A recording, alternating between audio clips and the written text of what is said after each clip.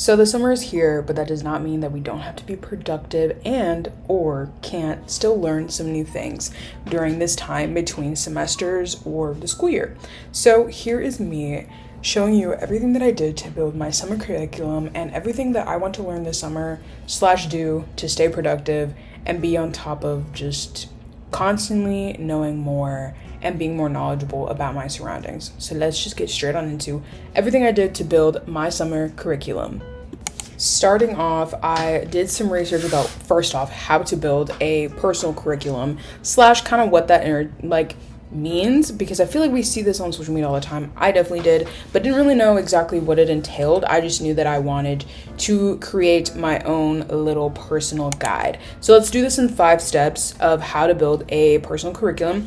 I literally just Googled how to make a summer personal curriculum, and these are the 5 steps that it gave me. First is define your purpose, then create a syllabus, then have some action steps and milestones, build a schedule, and celebrate and reflect. Now, there was definitely more, steps in general to creating your personal curriculum. A personal curriculum literally just means something that you're gonna do this summer that is gonna keep you learning. This could be hobbies, this could be a new language, this could be whatever you want it to be that helps you learn.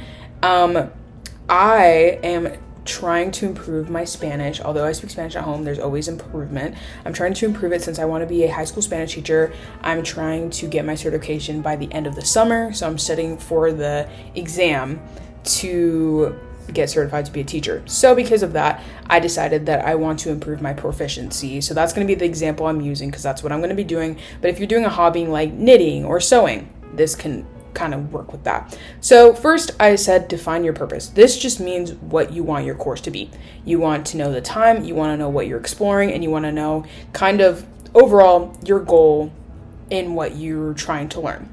So if I'm trying to learn how to sew, I need to know how long I want to know how to, how long it's going to take me, what exactly do I want to sew, that type of stuff. Then I also said create a syllabus. Now you don't actually have to sit down and create a physical syllabus. This just means collecting all your course material, all your references, all your resources, and putting them together in some sort of capacity. Number 3 is making your milestones. So doing homework, doing assignments, just keeping yourself accountable so that you know you're actually going towards that goal. Number 4, building a schedule. Again, how many times are you going to assign yourself homework? And number 5 is reflecting and looking over to make sure you actually accomplish this. So in order to do this, like I said, creating a syllabus and things like that, I created a Notion page. I love Notion. I want them to sponsor me. I'm just joking. I do love Notion. I use it for everything. So I'm creating a whole new list, a whole new page for my summer curriculum. I'm going to show you exactly everything that I made and how I use these 5 steps to make my kind of Notion page and what it looks like, in hopes that it'll actually keep me accountable on what I want to learn for the summer. So here is my summer curriculum. I started off by putting my learning objective. This is step 1, defining your purpose. So making a statement essentially of what you actually want to do. So for me, it's improving my Spanish proficiency, if I can speak, to pass the praxis test, which is a teacher certification test, by the end of this summer. So that kind of limits me until the next school year, which I think I start the next semester like mid-August, August 22nd or something like that. So that gives me until then to study, take the test, and do all that stuff. Then I added a photo. I didn't like this. Don't worry, we'll change it. Then I created a weekly checklist of everything that I want to do. I want to make sure that I actually look this over every Sunday-ish before starting the work week so that I know when I want to get things done. I have been working a 9-to-5 internship. So creating a schedule is just going to be really important for me. Just overall. The next thing I did is make a book list. Now this goes under creating a syllabus / creating that course material. I wanted to read some books in Spanish since that's what I'm going to be studying. If you're going to be doing something that's more hobby based, maybe you find videos on how to make stuff and then you link that into your Notion page. For me, this book list came from some of my professors talking about books that they liked / me going to the library and figuring out what books they actually had and which ones actually interested me. So I just kind of added, I think, 3. Then after that, I made a media list too. Media list is just, like not videos, but movies that I want to watch. I made an assignment tracker, which we'll go back to. And then I made an analog summer, which is like completely off of what we're talking about with the personal curriculum. It is part of it. So another goal of mine for this summer is to have less screen time and more hobby time. So I want to like dedicate more time to doing hobbies. So I made a list of all the hobbies that I want to try. So I want to make like pipe cleaner flowers, beaded plants, beaded flowers, just really like having an extensive amount of hobbies so that like I'll be, I guess, just super busy with these hobbies so that I won't have time for a screen. But during this time, I can also like turn on a movie, which could be in Spanish. So I feel like these both interconnect, and that's why I put it on this list. So you see my assignment tracker. I just made this by adding in a table, and then I added in a calendar, and then I just started moving things around. This calendar is so that I can put all the tasks that I want to do for the summer and put them together. Then after that, I made a resources page. Now this is going to be all of the resources on top of my books of study guides, study tips, study like practices that I'm going to put on this page, and I'm just going to Google them. So I literally looked up like how to learn Spanish.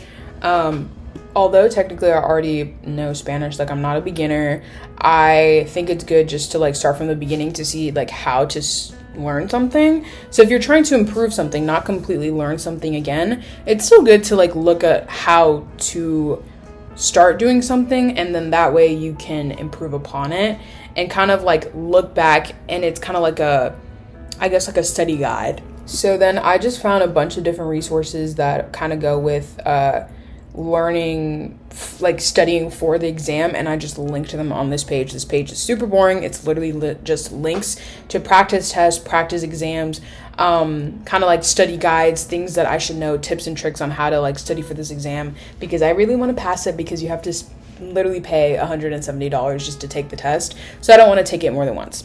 Then on the assignment tracker, one of the entries that I put is I want to have a Spanish journal or Spanish diary, and I want to have like weekly diary entries and just kind of force myself to fully immerse myself into like speaking Spanish, understanding Spanish, using it on a daily basis, because I speak a lot of Spanglish, so I need to force myself to fully just like use Spanish all the time.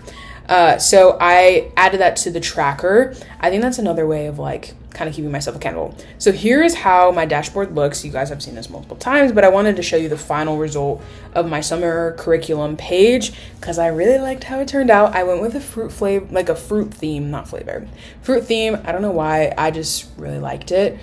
Starting off with the learning objective, which is just our purpose statement, and then kind of having different checklist, book list, media list. That's going to be your resources. Also having a resources page on top of that, having an assignment tracker to keep us accountable and on task, as well as a calendar. So this kind of all helps me follow the 5 steps, which were defining your purpose, creating a syllabus, making action steps, building a schedule, and reflecting, which we'll reflect on like kind of by tracking our progress. So we can track our progress through the assignment tracker, through this Notion page, and I think this will be like the best way to kind of track everything together. So if you want to make a Notion page as well, I think that would be like, or some type of page, or have a written notebook or something that kind of keeps you accountable of creating that personal curriculum. I think this was like honestly the best idea, just to like keep everything organized.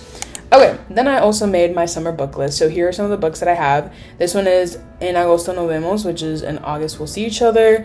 I tried to get shorter books so that I can build up my stamina with reading. If you're learning a new language, I think reading a book is probably the best thing. So that's the first one. This one, En el verano que volvimos a alegranza. That one's a weird word. Sorry, guys. I butchered that. And this one has 216 pages. Again, never heard of the author. This one is called Los Abismos, which is like the abysses, which is interesting. This one, I looked at the back. It's like the plants invade the apartment or something like that. So it just sounded interesting. And my professor sent an email that next semester that's a book that we're going to be reading. So that's funny. This one's called Más Allá, which is by Julia Alvarez. She is actually Dominican. author, and my family is Dominican, so I was super happy to see this, and it has 250 pages. And then this one is El Cementerio de los Cuentos Sin Contar, which is just the cemetery. You can read all these books in English. A cemetery with stories without telling. Like, yeah. This one has 288 pages, so this will probably be the last book that I read. And this is just like my books that I hopefully want to read, and I put it in the order I want to read it, from least amount of pages to most. Then I started doing homework and some practices to kind of show you. I guess with languages, it's kind of easier. So I started by doing the practices on SpanishDictionary.com. If you are learning a different language like French or German or Italian, something like that, Turkish, you could always use Duolingo. I know Duolingo has AI, so if you don't like that, then search up some other places you can do that. I'm personally using Spanish Dictionary because I don't think they use AI from what I've heard. And they have really good, resources. Again, these are a lot of the words that I've already know. Like, all these words I know, but again, it gets me actually speaking and actually practicing. So if you are trying to learn Spanish, use SpanishDictionary.com. They have an app. I know I say .com, but they have an app literally called SpanishDictionary.com. I also did the daily crossword puzzles with the words. I actually really like doing that because I felt like it was really pushing me to actually think about words. And then I also did a writing practice. So like I said, I wanted to have a Spanish journal. If you're learning a language, having a journal where you write stuff in that language, whether it be a to-do list. I've been trying to write all my to-do lists in Spanish, everything in Spanish, fully immerse myself, because I feel like, again, I live in the United States. We speak a lot of English. Especially, I just feel like I've been neglecting my Spanish skills. So I need to be forcing myself to use that all the time. I would love to hear what you guys are going to use or going to do for your personal curriculum. I think creating a Notion page is probably one of my favorite things that I did, because now I can go in and just track everything together. My Spanish notebook, highly recommend this, because I literally just talked about my day, but I was forcing myself to actively use different types of vocab words, and just writing in general is really good. So if you are trying to, learn a new language, that would be a good way of doing that. If you're learning a different hobby, then finding another way that, just practicing that hobby. If you're doing pottery, just going to a pottery studio, even though that's expensive, or starting with air dry clay and just really practicing. Those are all ways of doing that. I think writing practice can be kind of flexible. It doesn't actually have to be writing if you're not going to be learning a new language or something. If you're trying to, I know some people are trying to study philosophy. Writing is actually really good, because you can read a book and then annotate it and take notes and stuff so that you actually retain that information. Those are just some ideas in case you want to make your personal curriculum with me. I am so excited for this summer to make the personal curriculum. If you also make one, comment that down below. Thank you so much for staying tuned until the end of this video. If you haven't already, make sure to subscribe to the bell so you don't miss another one of my video, and you'll instantly be part of the Angels team. And stay tuned until next Sunday's video, because I promise you guys it will be an amazing one. I love you guys so much. Thanks for watching. Bye, Angels.